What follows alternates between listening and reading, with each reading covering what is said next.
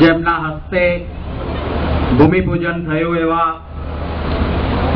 કેન્દ્રીય મંત્રી આદરણીય સીપી જોશીજી,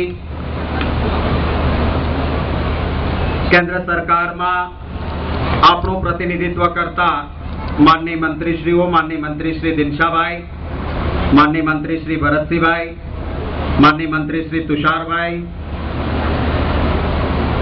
ગુજરાત સરકારના મંત્રી માનનીય શ્રી આનંદીબેન, માનનીય શ્રી જયદર્શસિંહજી, ઈશ્વરભાઈ, સંસદ સભ્યશ્રીઓ માનનીય શ્રી મનસુખભાઈ, ભાઈ શ્રી ભરતસિંહભાઈ પરમાર, માનનીય ધારાસભ્યશ્રીઓ માનનીય ઇકબાલભાઈ, દુષ્યંતભાઈ, કિરણભાઈ, અમરસિંહભાઈ વસાવા, ભાઈ શ્રી રાજેન્દ્રસિંહ, પીડી વસાવા, ભાઈ શ્રી જહાંગીરભાઈ, સુનિલભાઈ, રસીદાબેન, મોહમ્મદભાઈ, અહીં ઉપસ્થિત તમામ આગેવાનો, અધિકારી મિત્રો, પ્રેસ અને મીડિયાના મિત્રો અને સજ્જનો, સન્નારીઓ અને સાથીઓ, ગુજરાતનો આજે સ્થાપના દિવસ છે. આપણા ગુજરાતનો આજે જન્મ દિવસ છે. ત્યારે ગુજરાતના સ્થાપના દિવસે સૌથી પહેલા આપ સૌને ખૂબ હૃદયપૂર્વકની શુભકામનાઓ પાઠવું. 1960 પહેલી મેના દિવસે ગુજરાત રાજ્યની સ્થાપના થઈ અને સ્થાપનાના સમયે મહાત્મા ગાંધીજીના આશ્રમમાં, આશ્રમ રોડ પર બાપુની આશ્રમની પવિત્ર ભૂમિમાં મહાગુજરાતની લડત જેમના આશીર્વાદ અને નેતૃત્વમાં ચાલી, એ પૂજ્ય રવિશંકર દાદાએ કહ્યું હતું કે હવે ગુજરાત એ આજથી નવું રાજ્ય બને છે. હું વિનંતી કરીશ કે આ રાજ્ય સરકારની રચના થયા પછી કોઈ મારા માટેના સન્માન સમારંભો પ્રજાના ખર્ચે નહીં કરતા, કોઈ મારું સ્મારક નહીં બનાવતા, પ્રજાની તિજોરીનો એક પણ રૂપિયો મારી કે કોઈની પ્રસિદ્ધિ માટેનો નથી, છેલ્લે ઝૂંપડામાં બેઠેલી વ્યક્તિની ચિંતા માટે. હું પ્રાર્થના કરું ઉપરવાલાને કે અમને સૌને ઈશ્વર એવી સદબુદ્ધિ આપે કે પ્રજાની તિજોરીનો એક પણ રૂપિયો ખોટા ખર્ચાઓ માટે ન જાય અને આમ આદમીના કલ્યાણ માટે વપરાય. હું સીપી જોશીજીને અને એમના અધિકારી મિત્રોને અભિનંદન આપીશ.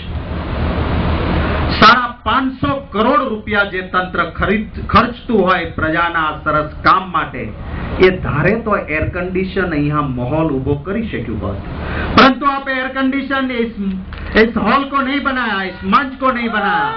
यहाँ वाटर कूलर लगाया है, उसमें भी पानी नहीं डाला है, सिर्फ पंखा चल रहा है. आपके ऊपर भी पंखा चल रहा है.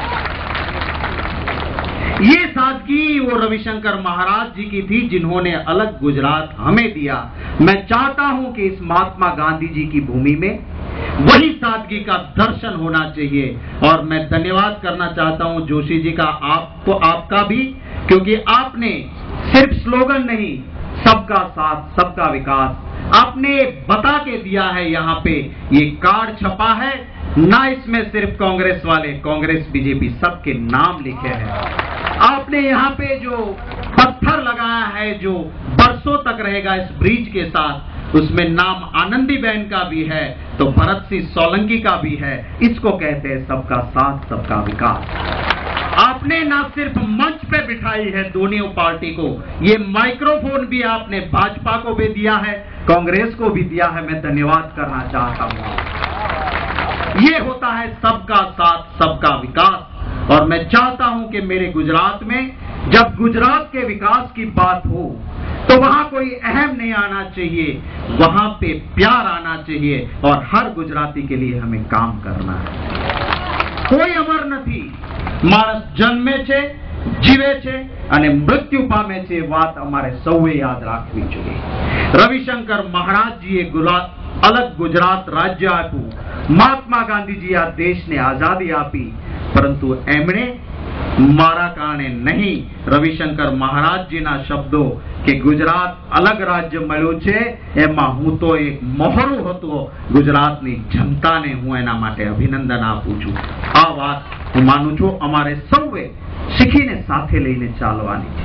ઘણા વર્ષોથી આજકાલથી નહીં, ઘણા વર્ષોથી સમસ્યા હતી, ટ્રાફિક જામની સમસ્યા, મુશ્કેલીનો વખત. અને એ સમયે આજે જેનું ખાતમુહૂર્ત કરીએ છીએ આપણે, 504 કરોડ રૂપિયાના ખર્ચે 4 લેન બ્રિજ, 6 લેન એપ્રોચીસ રસ્તા એ ટ્રાફિકની સમસ્યાને દૂર કરશે. એ થાય ત્યાં સુધી હું અભિનંદન આપીશ ભાઈ તુષારભાઈ ચૌધરીને, કારણ કે હું એ વાતનો સાક્ષી છું. માનનીય અહેમદભાઈની સાથે અહીંના સ્થાનિક આગેવાનો હતા અને પિરામણમાં બેઠા હતા ત્યારે કોઈએ કહ્યું કે બ્રિજ બને, રસ્તો થાય, પરંતુ ત્યાં સુધી શું? તો એના માટે નક્કી કર્યું કે જો ટ્રેન થયેલા જવાનો સાઈડ આપવા માટે ઉભા રહે તો ટ્રાફિકની થોડી સમસ્યા હળવી થાય. 40 ટ્રેન થયેલા જવાનો ટ્રાફિક સમસ્યા દૂર કરે એના માટે ઉભા રહે, એનો ખર્ચ કોણ ભોગવે?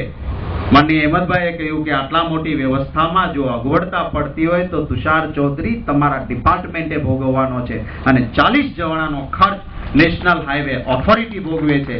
એના માટે હું અભિનંદન આપું છું. એક બ્રિજ આપણો જૂનો, જેના પર અત્યારે નાના 4 પૈડાવાળા વાહનો જાય છે, એ ખખડધજ થયો છે. તો એ રાજ્ય સરકાર હસ્તક છે એમ કહીને આપણે જવાબદારીમાંથી છટકી ન શકીએ એમ કહેનારા અહેમદભાઈ હતા, અને 40 કરોડ રૂપિયા કેન્દ્ર સરકારે બ્રિજ માટે આપ્યા.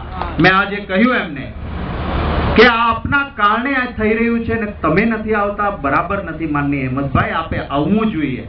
ત્યારે એમણે કહ્યું હતું કે હું મંચ પર બેસું અને ક્રેડિટ લેવા આવું એ મારો સ્વભાવ મને ના પાડે છે. જો એક ઊંટ પણ મરે અને મારવાડ સામે જોઈતો હોય તો હું ભરૂચ અને અંકલેશ્વરની જમીનમાં પેદા થયો છું. ગુજરાત કે ભરૂચ માટે કંઈ કરું તો ઉપકાર નથી કરતો, મારી ફરજનો ભાગ છે. ક્રેડિટ સીપી જોશીને અને કેન્દ્ર સરકારને આપજો.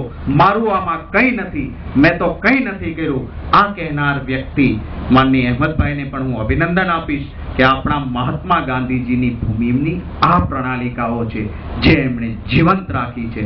હું માનનીય મંત્રી શ્રી जोशी जी ने विनती करी, हमारे पास नेशनल हाईवेज बहुत है. मेरे भावनगर से लेके सोमनाथ तक की जो बात हो रही है, कोस्टल हाईवे की बात हो रही है, मैं चाहूंगा कि आप वहीं पर भी भूमि पूजन करें और आनंदीबेन और आपका मैं वहां स्वागत प्रवचन करूं. ये उम्मीद रखता हूं कि आप जल्द से जल्द भावनगर सोमनाथ वाला जो नेशनल हाईवे का आपका काम है उसको भी आप जल्द से जल्द शीघ्र से शीघ्र वहां पे भूमि पूजन करें. ये मैं आपसे उम्मीद करता हूं. आप સૌને આજના આ ગુજરાતના સ્થાપના દિવસે ખૂબ હૃદયપૂર્વક શુભકામનાઓ પાઠવું છું.